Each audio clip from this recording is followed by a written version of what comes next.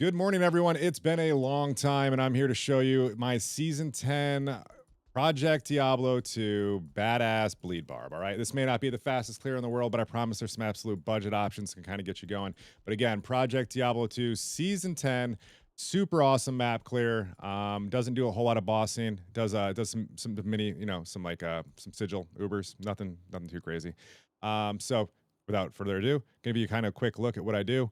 The first main thing you're going to see is two 6-socket grandfathers. The point of these are the sockets. What we put in there are a lot of jewels that are based off of open wounds and bleed. So we've got a lot of things that also support a lot of supporting roles as well on a lot of those jewels. But you're going to see these type of jewels here, open wounds with the 5% on there. You'll see the strength down there in poison res. This is one of my weaker jewels.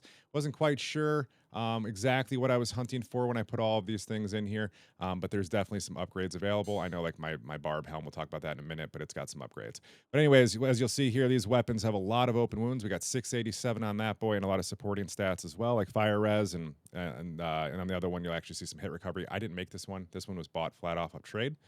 For 4 Hirons, by the way, to give you an idea of what we paid for stuff. This one we got the clean grandfather for 3-ish Hirons, 2.5 something. All the jewels are self-found or donated from the stream.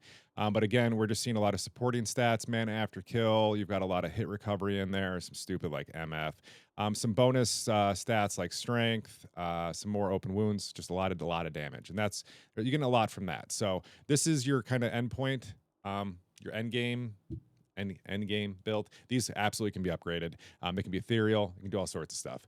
Going into the helm, we're looking at the plus skills here. We've got the Warcry, Masteries, and Combat skills. I could have got one more point on that Masteries, so there's still a little bit of room to upgrade, but the 3 sockets is super awesome as well. We've got 3 open wounds jewels in there, and we actually have a little bit of maximum damage as well, but we'd have the opportunity to go back and get some better jewels, some of this better stuff. I didn't have 3 that were ready to go. I only had 2 these 2 here that I kind of felt were good enough to go in there. I'm actually trying to fill this out. Maybe swap these out with something with instead of poison res, maybe something with fire res. You'll see here in a minute why, and maybe some cold res as well. Going into the gloves, we got Drax with a shit slam. This is still on my to upgrade list, but again, open wounds super important. If you're going to play this build, you got to use the Drax. The other option that you'll see Fizz Barbs rocking are the soul or the soul drainers. Unfortunately, you got to have that bleed, so that's important. Next, coming up mandatory is Wisp. Again, we're doing this for the buffs here. These little guys here, Heart of the Wolverine, give you a boatload more damage, so that's super awesome. You're getting 65% there, more attack rating as well. That's great. We want that. You get it as soon as you can. The slam on it doesn't really matter as much, but it's good stuff. Going into the ring here, this was donated by my boy Donuts. I'm using it for the mana leech. I don't really know where to get mana leech on this build without it. You could go mana after kill on jewels if you can stack enough of it, and you'd probably be okay. But this is just kind of what I'm dealing with right now. String of ears, hit recovery is nice. You need like 42 hit recovery to beat all map rolls. The worst roll you can get is like 42. So if you want to stay positive on that, you're going to want to go ahead and get above a 42 roll. Going to the Gore Riders, again, we're looking at bleed damage. I would say pretty mandatory. You're going to need these. I got a fire res slam on there. That's what I'm trying to remove with some jewels. Get some other stuff on there. Some faster run walk would be ideal.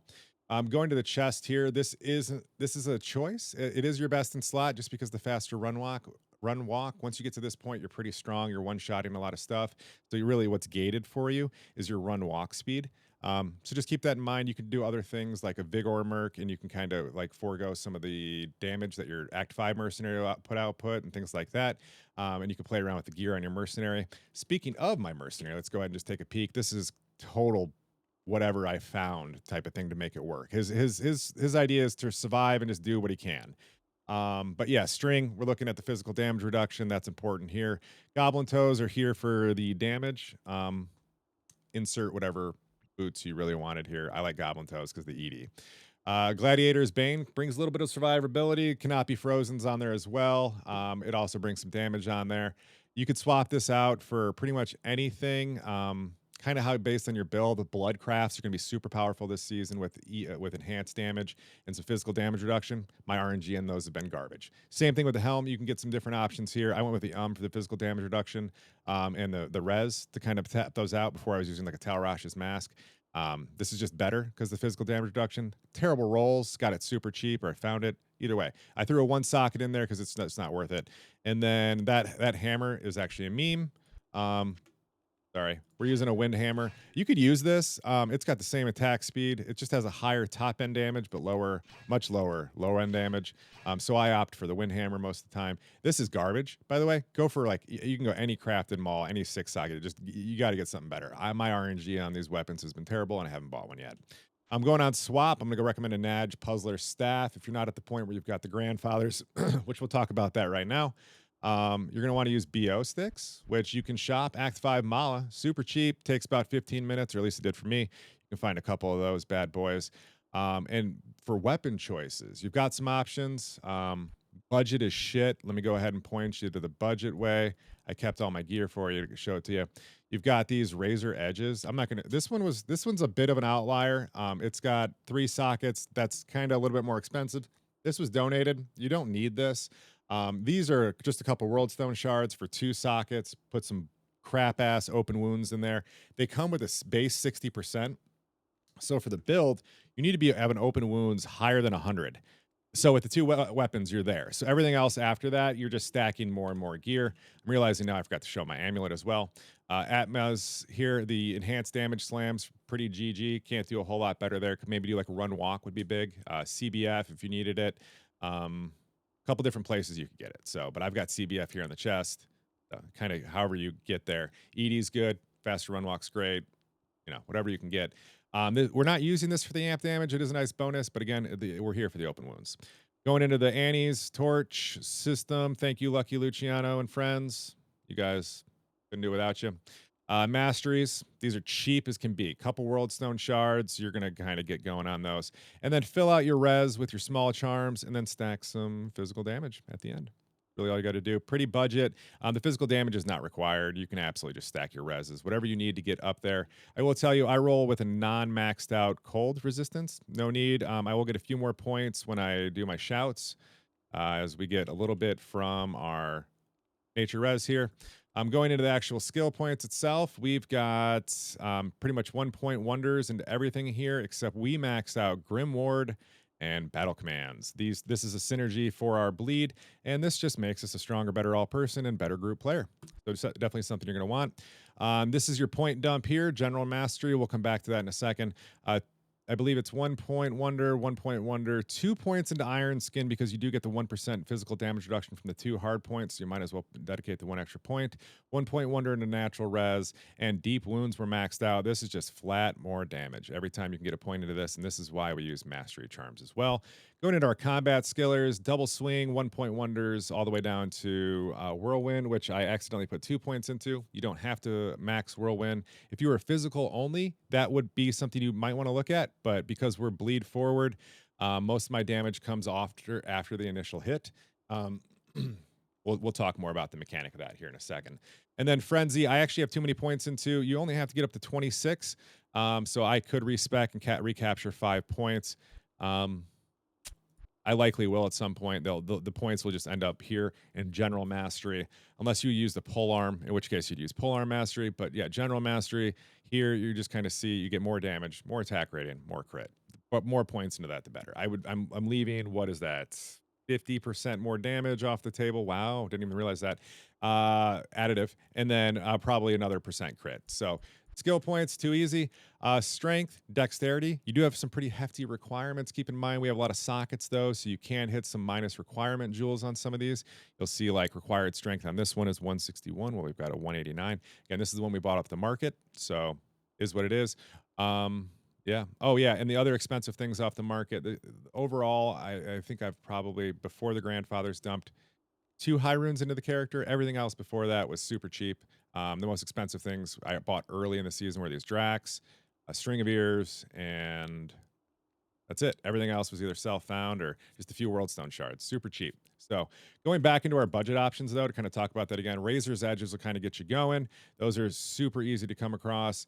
And then most of this gear in bad slams pretty good. As for armor, if you need a nice starting armor, 2 throws got a lot on there for you, a lot of strength, fire rest, and then big open wounds rolls between 300 and 350. So you can get there, you can get a lot stacked pretty easily.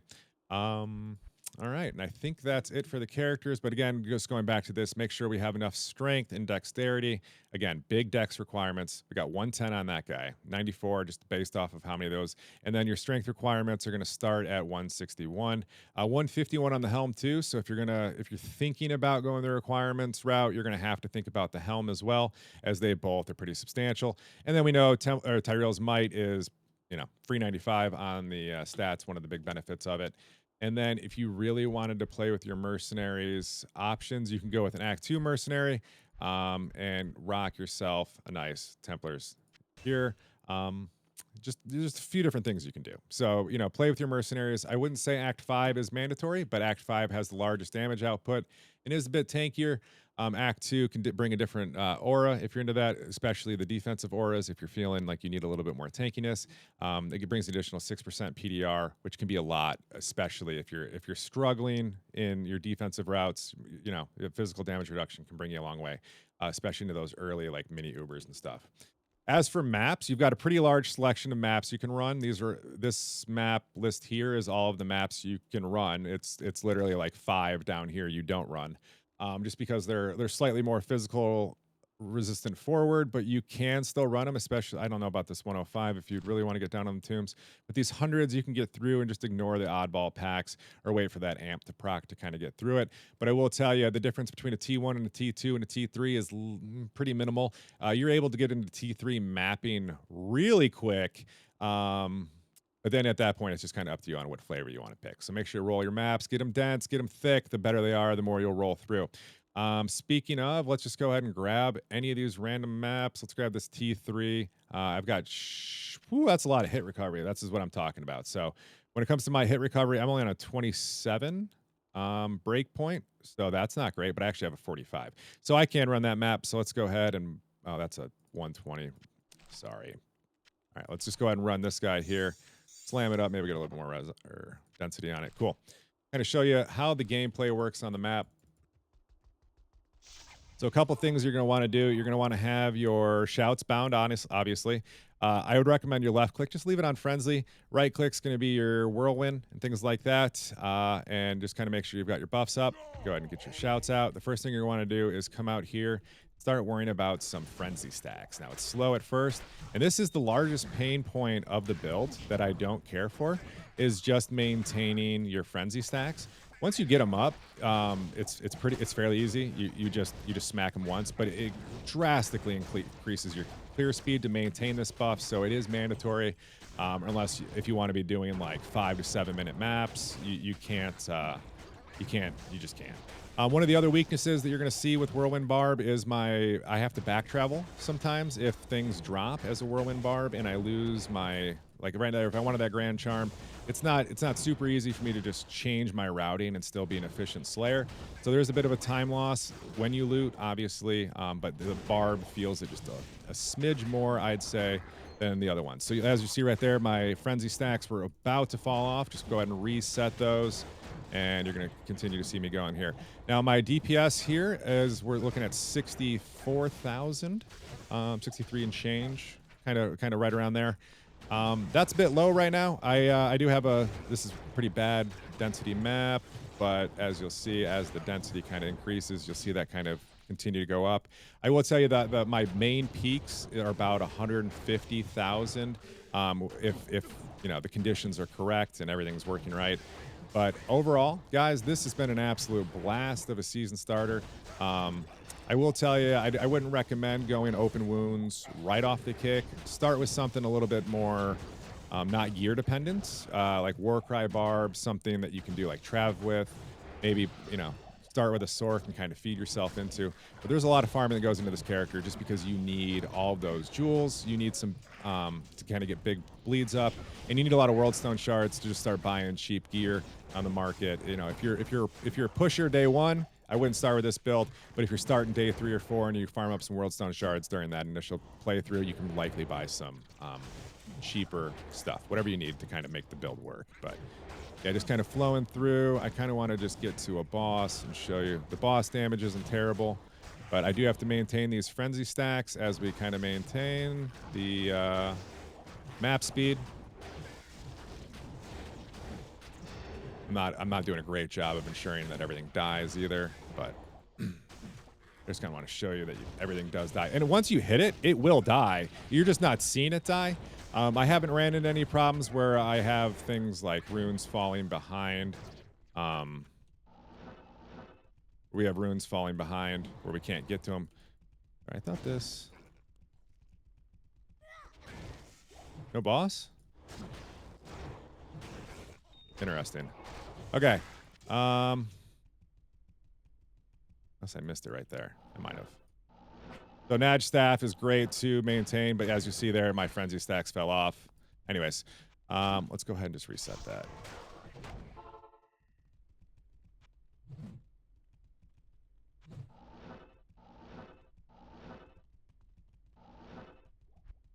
Now that is the boss room. Interesting. All right. Not enough mana. Go ahead and run to the end real quick. Do this again. All right. Show you guys just how fast boss goes down. It's a pretty good one-shot video up until that point, but I don't like doing cuts, so you guys are gonna have to deal with that. Sorry if you had to fast forward. But as you see here, boss map has no problems just kind of falling over. Pretty good bosser for maps. Wouldn't recommend running into anything else beyond like sigil ubers. Anything else, like it's just gonna hurt. So LOD content's good, except don't fight Bale. Bale sucks. He just doesn't get bled very hard. Everything else, slow and steady, gets it done. I haven't had any other problems. But guys, that's been my Project Diablo 2 Season 10 Open Wounds Barb. Highly recommend. Absolute, I'd say 9 out of 10 gameplay. That frenzy thing's just slightly annoying. And it's been an absolute blast. Love you guys. Woot out.